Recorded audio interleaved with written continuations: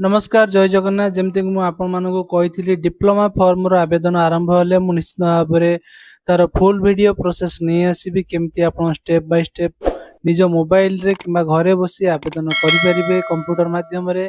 तो चलतु वीडियो को डिटेल्स रे देखिबा। प्रथम शेष पर्यंत देखंतु, जमा भी स्किप करिवेनी।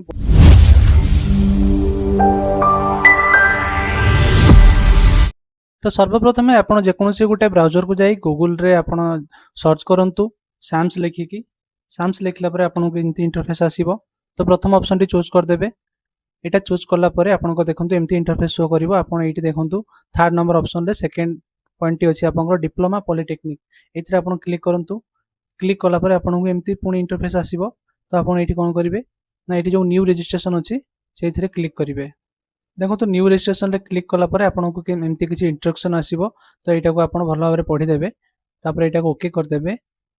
तो एठी सर्वप्रथम आपनको नाम लिखिबे, पूरा नामटी मैट्रिक सर्टिफिकेट हिसाब रे आपण जहा भी अछि सेटा देखि लिखिबे। तापर एठी फादर्स नेम लिखिबे, माने आपण बापा को नाम लिखिबे। तापर आपनकर डेट ऑफ बर्थ देबे।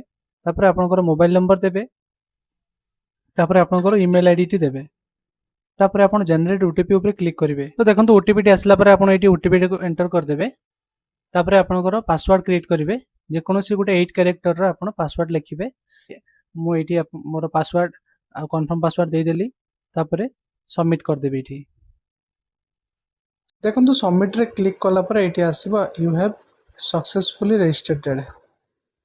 तो एमती पुणी आसीबो स्टूडेंट लॉगिन, जोटा कि मु एबे मोर मोबाइल नंबर आ पासवर्ड देकी मु एटा को रजिस्ट्रेशन करली। से मोबाइल नंबर टी आ पासवर्ड टी एठी देबी। देला पर एठी जो पाखरे अछि कैप्चा कोड टी, से कैप्चा कोड टी दे देबी। कैप्चा कोड टी देला पर मु एठी लॉगिन ऊपर क्लिक करबी। देखंतु लॉगिन रे क्लिक कला पर एमती किछि इंटरफेस शो करिवो। तो एठी आपण देखिबे लेफ्ट साइड रे आपनकर डैशबोर्ड अछि, एप्लीकेशन फॉर्म अछि एवं पेमेंट फीस जोटा आपनकर पेमेंट करिवे। किछि असुविधा हेले आपनकर हेल्प डेस्क अछि। और आपण जदि चेंज पासवर्ड माने आपनकर जदि पासवर्ड चेंज करिया पय चाहउछन्ती आपण एठी पासवर्ड चेंज करि परिबे। तो चलो तो एप्लीकेशन फॉर्म पर क्लिक करिवा। देखंतु आपनकर एप्लीकेशन फॉर्म रे क्लिक कला परे एठी देखुछि would you like to proceed through DigiLocker. जदि आपण जदि डिजिलॉकर माध्यम रे सब किछि डॉक्यूमेंट को रजिस्ट्रेशन करि रखिथिबे ताले सेठी यस करिवे, नहले नो करिवे। मु नो रे क्लिक करूछि। देखंतु नो रे क्लिक कला परे आपनको एमती किछि इंटरफेस आसीबो, जोटी कि आपनको एठी देखौछि course details, exam name, board किंबा बोर्ड एग्जाम नेम, तापर ईयर ऑफ पासिंग, परीक्षार प्रकार, रोल नंबर सब किछि आपनको एठी देखिବାକୁ पाइबे। तो एठी आपण क्लिक करिवे। आपनकर एठी को कोर्स आपण करिया पय चाहउछन्ती। जदि आपण केवल 10th करचन्ती ताले आपण डिप्लोमा इन इंजीनियरिंग ओनली रो चूज करिवे। जदि आपण आईटीआई करचन्ती 2 वर्षर diploma in engineering lateral entry रे एठी क्लिक करिवे।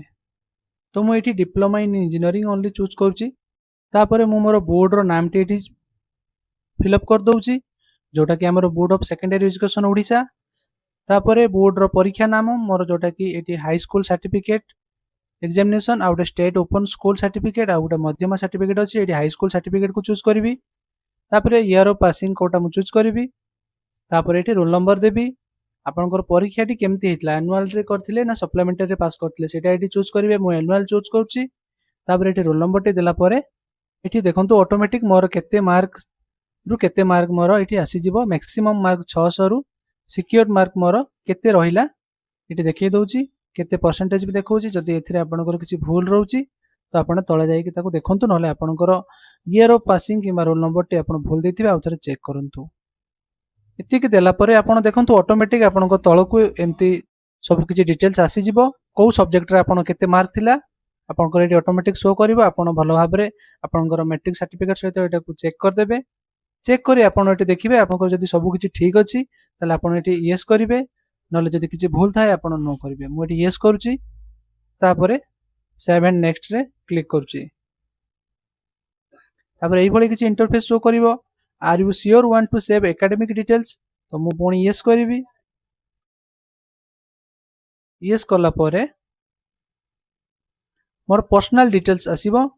तो पर्सनल डिटेल्स रे मु कोन करिवि, एठी मु मोर आधार नंबर टे एंटर कर देबी। आधार नंबर टे एंटर कर सला परे एठी फेच फ्रॉम एसपीडीपी रे मु क्लिक करिवि। तापरे एप्लिकेंट नेम मोर एठी ऑटोमेटिक पळे आसीबो। बापा को नाम, मां को नाम सब किछि पळे आसीबो। ଏଠି ଜେଣ୍ଡର ବି ପଳେଇ ଆସିଥିବ, ଏଠି ଜନ୍ମ ତାରିଖ। ମୁଁ ମୋର ବ୍ଲଡ୍ ଗ୍ରୁପ୍ ରିପୋର୍ଟଟା ଏଠି ଖାଲି କେବଳ ଏଣ୍ଟ୍ରି କରିବି। ସେଇଟା ମ୍ୟାଣ୍ଡେଟୋରୀ ନାହିଁ, ଆପଣଙ୍କର ଅପସନାଲ୍ ଅଛି, ଦେଲେ ହେବ ନହେଲେ ନାହିଁ। ଆପଣଙ୍କର ଫଟୋଟି ଏଠି ଅପଲୋଡ଼ କରିବେ। ତାପରେ ଆପଣଙ୍କର ସିଗ୍ନେଚରଟି ଏଠି ଅପଲୋଡ଼ କରିବେ। ତାପରେ ଟିକେ ତଳକୁ ଆସିଲା ପରେ ଆପଣ ଦେଖିବେ ଆପଣଙ୍କର ଏଠି ଧର୍ମ ମାନେ ଆପଣଙ୍କର ରିଲିଜିଅନ୍ କ'ଣ ଅଛି। ଆପଣ ଏଠି ୟା ଭିତରେ ମୁସଲିମ୍, ଖ୍ରୀଷ୍ଟିଆନ, ଶିଖ୍, ବୁଦ୍ଧିଷ୍ଟ, ଜୈନ ଯାହା ବି ଥିବ ଆପଣ ଏଠି ଦେଇକି ଚୁଜ୍ କରିବେ। ତାପରେ ଏଠି ଦେଖେଇଛି ଆପଣ କ'ଣ ବିଓସି ହିତାଧିକାରୀର ଅନ୍ତର୍ଭୁକ୍ତ ଅଛନ୍ତି। ଯଦି ଆପଣଙ୍କର ଘରେ ଲେବର କାର୍ଡ ଅଛି ବାପା କିମ୍ବା ମାଆଙ୍କର, ତାହେଲେ ଆପଣ ଏଠି ୟେସ୍ କରିବେ, ନହେଲେ ୟାକୁ ନୋ କରିବେ। ମୁଁ ନୋ କରୁଛି। ତାପରେ ଆପଣ ଏଠି ତଳକୁ ଆସିଲା ପରେ ଦେଖିବେ ଆପଣଙ୍କର ଆଡ୍ରେସଟି ଫିଲ୍ଅପ୍ କରିବେ, ଯୋଗାଯୋଗ ଠିକଣା, ଆପଣଙ୍କର ଷ୍ଟେଟ୍, ଡିଷ୍ଟ୍ରିକ୍ଟ, ବ୍ଲକ ସବୁକିଛି ଏଠି ଚୁଜ୍ କଲା ପରେ ଆପଣ ଏଠି ଆପଣଙ୍କର ହାଉସ୍ ନମ୍ବର, ଭିଲେଜ ସବୁକିଛି ମ୍ୟାନୁଆଲି ଏଣ୍ଟର କରିଦେବେ। ତାପରେ ଆପଣଙ୍କର ପିନକୋଡଟି ଏଠି ଦେଇଦେବେ। ତାପରେ ଆପଣଙ୍କର ମୋବାଇଲ ନମ୍ବର ଯୋଉଟା ଆପଣ ରେଜିଷ୍ଟ୍ରେସନ କରିଛନ୍ତି ସେ ମୋବାଇଲ ନମ୍ବରଟି ଏଠି ଶୋ କରିବ। ସେଇଟା ଏଠି ହ୍ୱାଟ୍ସଆପ୍ରେ ଯଦି ଆପଣଙ୍କର ସେମ୍ ମୋବାଇଲ ନମ୍ବର ଅଛି ତାହେଲେ ଏଇଟିକୁ ଠିକ୍ କରିବେ। ଯଦି ଆପଣ ହ୍ୱାଟ୍ସଆପ୍ ମାଧ୍ୟମରେ ସବୁକିଛି ନୋଟିଫିକେସନ୍ ପାଇବା ପାଇଁ ଚାହୁଁଛନ୍ତି ତାହେଲେ ଏଇଠି ଏଟାକୁ ଠିକ୍ କରିବେ। ତାପରେ ଆପଣ ଟିକେ ତଳକୁ ଆସିଲା ପରେ ଆପଣଙ୍କର ବ୍ୟାଙ୍କ ଡିଟେଲ୍ସ ଏଠି ଫିଲ୍ଅପ୍ କରିବେ। ଆପଣଙ୍କର ଆକାଉଣ୍ଟ ନମ୍ବର, ଆଇଏଫ୍ସି କୋଡ୍ ସବୁକିଛି ଏଠି ଦେଇକି ଆପଣ ଚେକ୍ କରିଦେବେ ଠିକ୍ ଠାକ୍ ଭାବରେ ଆପଣଙ୍କର ବ୍ରାଞ୍ଚଟି ଆସୁଛି କି ନାହିଁ। ତାପରେ ମୁଁ ଏଠି ନେକ୍ସଟ କରିବି। ନେକ୍ସଟ କଲା ପରେ ମୋତେ ଏମିତି କିଛି ଶୋ କରିବ, ଆପଣ ଓଡ଼ିଶା ରାଜ୍ୟର ଦରଖାସ୍ତକାରୀ ଅଟନ୍ତି କି? ତ ମୁଁ ଏଠି ୟେସ୍ କରିବି। ଯଦି ଆପଣ ଓଡ଼ିଶା ବାହାରୁ ହୋଇଥିବେ ତାହେଲେ ନୋ କରିବେ। ତାପରେ ଆପଣ କ'ଣ ଓଡ଼ିଶା ରାଜ୍ୟ ବାହାର ଦରଖାସ୍ତକାରୀ ଅଟନ୍ତି କି? ତ ଏଠି ମୁଁ ନାଁ କରୁଛି, କାହିଁକିନା ମୁଁ ଓଡ଼ିଶାର। ତାପରେ ଆପଣଙ୍କର ବାହାରେ ରହୁଥିବା ଓଡ଼ିଆ କି?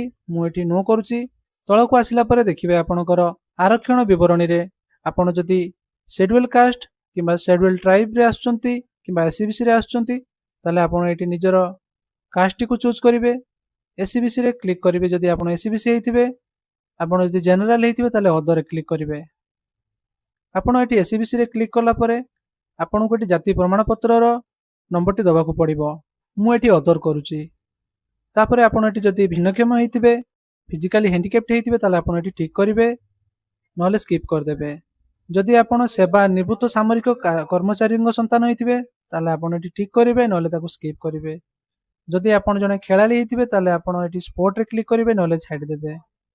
ତ ଏମିତି ସବୁକିଛି ଡିଟେଲ୍ସ ଆପଣ ଏଠି ଦେଖିକି ଫିଲ୍ଅପ୍ କରିବେ। ଯଦି ଆପଣ ଜାତୀୟ କ୍ୟାଡେଟ୍ କର୍ପସର ହେଇଥିବେ ଏନ୍ସିସିରୁ ତାହେଲେ ଆପଣ ଏଠି ଠିକ୍ କରିବେ, ଏ ନହେଲେ ବି ଚୁଜ୍ କରିବେ। ଯଦି ଆପଣ ଜଣେ ଅନାଥ ହେଇଥିବେ ଅର୍ଫାନ୍ରୁ ତାହେଲେ ଆପଣ ଏଠି ଠିକ୍ କରିବେ, ନହେଲେ ତାକୁ ସ୍କିପ୍ କରିବେ। ଯଦି ଆପଣ ଏଥିମଧ୍ୟରୁ କିଛି ବି ନୁହେଁ ତାହେଲେ ଆପଣ ଏଠି ନଟ୍ ଆପ୍ଲିକେବୁଲ୍ ପ୍ରଯୁଜ୍ୟ ନୁହେଁ ଉପରେ ଟିକ୍ କରିବେ। ତାପରେ ଟିକେ ତଳକୁ ଆସିଲା ପରେ ଆପଣଙ୍କର ଜାତୀୟତା ମାନେ ନ୍ୟାସନାଲିଟି ଏଠି ମାଗିଛି, ତ ଆପଣ ଏଠି ଇଣ୍ଡିଆନ୍ ଚୁଜ୍ କରିବେ। ଆପଣ ଘରର ଇନକମ୍ ଏଠି ଆପଣ ଶୋ କରିବ 2.5 ଲକ୍ଷ ପର୍ଯ୍ୟନ୍ତ, ନହେଲେ 2.5 ଲକ୍ଷରୁ 8 ଲକ୍ଷ ପର୍ଯ୍ୟନ୍ତ, ନହେଲେ 8 ଲକ୍ଷରୁ ଅଧିକ। ମୁଁ ଏଠି 2.5 ଲକ୍ଷ ପର୍ଯ୍ୟନ୍ତ ଅପ୍ ଟୁ 2.5 ଲାଖରେ କ୍ଲିକ୍ କରୁଛି। ତାପରେ ଏଠି TFW ସ୍କିମ୍ ଏଥିରେ ମୁଁ ନୋ କରୁଛି। ତାପରେ ଆପଣ କ'ଣ EWS ବର୍ଗରେ ଆସୁଛନ୍ତି କି? ମୁଁ ଏଟାକୁ ନୋ କରୁଛି।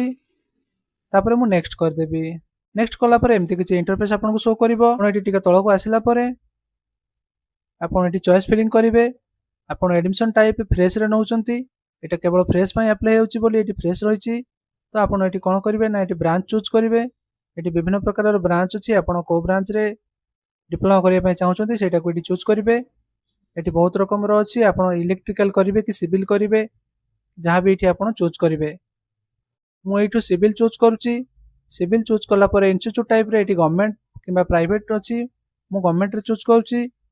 ତାପରେ ଇନଷ୍ଟିଚ୍ୟୁଟ୍ ଆପଣ ଏଠି କେଉଁ ଇନଷ୍ଟିଚ୍ୟୁଟ୍ରେ କରିବା ପାଇଁ ଚାହୁଁଛନ୍ତି, ଆପଣଙ୍କର ଯେଉଁ ସିଭିଲ୍ ଚୁଜ୍ କରିଛନ୍ତି ଗଭର୍ଣ୍ଣମେଣ୍ଟରେ ସେଇଟା କେଉଁଠି କରିବା ପାଇଁ ଚାହୁଁଛନ୍ତି ପ୍ରଥମ ଅପସନରେ ସେଇଟାକୁ ଆପଣ ଦେବେ। ଆପଣ ଯେଉଁ କଲେଜକୁ ପ୍ରଥମ ପଢ଼ିବା ପାଇଁ ଚାହୁଁଛନ୍ତି ସେଇଠି ଆପଣ ଏଇଟା ଦିଅନ୍ତୁ। ମୁଁ ଏଠି ବାଲେଶ୍ୱର ଚୁଜ୍ କରୁଛି। ସେଇଭଳି ଭାବରେ ଆପଣ ଏଠି ଏଡ୍ ମୋଡ଼ରେ କ୍ଲିକ୍ କଲା ପରେ ଆପଣ ଆଉ ଗୋଟେ ପୁଣି ବ୍ରାଞ୍ଚ ସିଲେକ୍ଟ କରିକି କିମ୍ବା ସେମିତି ସେଇ ସିଭିଲ୍ରେ କ୍ଲିକ୍ କରିକି ଆପଣ ଇନଷ୍ଟିଚ୍ୟୁଟ୍ ଟାଇପ୍ ଗଭର୍ଣ୍ଣମେଣ୍ଟରେ କ୍ଲିକ୍ କରି ଆଉ ଗୋଟେ ଅଲଗା ଇନଷ୍ଟିଚ୍ୟୁଟ୍ରେ ବି ଦେଇପାରିବେ ସେକେଣ୍ଡ ଅପସନ୍ ମାଧ୍ୟମରେ। ତ ଏଇଭଳି ଭାବରେ ଆପଣଙ୍କର ଯେତୋଟି କଲେଜ ଯେତୋଟି ବ୍ରାଞ୍ଚ ଆପଣ ଏଇଠି ସିଲେକ୍ସନ୍ କରିବେ, ଏଇଠି ଏଡ୍ ମୋର୍ କରିକି ଆପଣ ସେଭ୍ କରିବେ। ତାପରେ ମୁଁ ନେକ୍ସଟ କରୁଛି। ତାପରେ ଆପଣଙ୍କର ଆପ୍ଲିକେସନ୍ ଫର୍ମଟି ପୂରଣ ହେଇଯିବ। ଆପଣ ଏଠି ଆଉ ଥରେ ତାକୁ ଚେକ୍ କରିଦେବେ ଭଲ ଭାବରେ ସବୁକିଛି ଠିକ୍ ଅଛି କି ନାହିଁ। ତ ତଳକୁ ଗଲା ପରେ ଦେଖିବେ ଏମିତି ସବମିଟ୍ ଆପ୍ଲିକେସନ୍ ଅଛି। ପୂର୍ବରୁ ଆପଣ ଏଠି ଡିକ୍ଲାରେସନରେ ଟିକ୍ କରିବେ ଏବଂ ସବମିଟ୍ କରିବେ। ମୁଁ ଏଠି ସବମିଟ୍ କରୁଛି। ସବମିଟ୍ କଲା ପରେ ମୋତେ ଏମିତି କିଛି ଶୋ କଲା, congratulation your common application form has been submitted successfully. ମୋର ଆପ୍ଲିକେସନଟି ସକ୍ସେସଫୁଲି ସବମିଟେଡ୍ ହେଇଗଲା। ତ ଆପଣ ଏଠି click here to pay your application fee କିମ୍ବା click here to edit your application. ଯଦି ଆପଣଙ୍କର କିଛି ଭୁଲ ଅଛି ତାହେଲେ ଆପଣ ଏଠି ଚାହିଁଲେ ଏଡିଟ୍ କରିପାରିବେ, ଅଦରୱାଇଜ୍ ଆପଣ ଏଠି ପେମେଣ୍ଟ କରିବେ। ପେମେଣ୍ଟରେ କ୍ଲିକ୍ କଲା ପରେ ଆପଣଙ୍କୁ ଏମିତି କିଛି ଶୋ କରିବ। ଏଠି ଦୁଇଟା ଅପସନ୍ ଅଛି, ଆପଣଙ୍କର ବିଲ୍ ଡେସ୍କ କିମ୍ବା ଆକ୍ସିସ୍ ବ୍ୟାଙ୍କ। ଆପଣଙ୍କର ଏଠି ଆମାଉଣ୍ଟ ଦେଖନ୍ତୁ, ମୁଁ ଯେହେତୁ ଜେନେରାଲ ଚୁଜ୍ କରିଥିଲି ସେଥିପାଇଁ ମୋତେ 300 ଟଙ୍କା ଲାଗିଛି। ଆପଣ ଏସି କିମ୍ବା ଏସଟି କିମ୍ବା ଏସିବିସିରୁ ହେଇଥିଲେ ଆପଣଙ୍କର ଆମାଉଣ୍ଟଟି ଦେଖିବେ। ମୁଁ ବିଲ୍ ଡେସ୍କରେ ଚୁଜ୍ କରୁଛି। ବିଲ୍ ଡେସ୍କରେ ଚୁଜ୍ କଲା ପରେ ଏମିତି କିଛି ଇଣ୍ଟରଫେସ୍ ଆସିବ। ତ ପେମେଣ୍ଟ ଗେଟୱେରେ ଆସିଲା ପରେ ଏମିତି କିଛି ଆସିଲା। ତ ମୁଁ ଏଠି ୟୁପିଆଇ ଚୁଜ୍ କରିବି। ତାପରେ ଏଠି ଶୋ କ୍ୟୁଆର୍ କୋଡ଼ରେ କ୍ଲିକ୍ କରି ମୁଁ ପେମେଣ୍ଟଟି କରିଦେବି। ତ ଆପଣମାନେ ଏମିତି ଆପ୍ଲିକେସନଟିକୁ ଫିଲ୍ଅପ୍ କରନ୍ତୁ। ଯଦି ଆପଣଙ୍କର କିଛି ଡାଉଟ୍ ଅଛି ତ ନିଶ୍ଚିତ ଭାବରେ ମୋତେ କମେଣ୍ଟରେ କୁହନ୍ତୁ, ମୁଁ ଆପଣଙ୍କୁ ହେଲ୍ପ କରିବି। ଯଦି ଭିଡ଼ିଓଟି ଭଲ ଲାଗିଥାଏ ତାହେଲେ ନିଶ୍ଚିତ ଭାବରେ ଲାଇକ୍ କରିବେ ଏବଂ ସାଙ୍ଗମାନଙ୍କ ସହିତ ସେୟାର କରିବେ। ଯଦି ଆପଣ ଏପର୍ଯ୍ୟନ୍ତ ଆମ ଚ୍ୟାନେଲକୁ ସବସ୍କ୍ରାଇବ୍ କରିନାହାନ୍ତି ତାହେଲେ ସବସ୍କ୍ରାଇବ୍ କରି ପାଖରେ ଥିବା ବେଲ୍ ଆଇକନଟିକୁ ଦବାଇ ଦେବେ। ଏଇଭଳି ଇନଫର୍ମେଟିଭ୍ ଭିଡ଼ିଓ ସର୍ବପ୍ରଥମେ ପାଇବା ପାଇଁ। ରହୁଛି, ଜୟ ଜଗନ୍ନାଥ।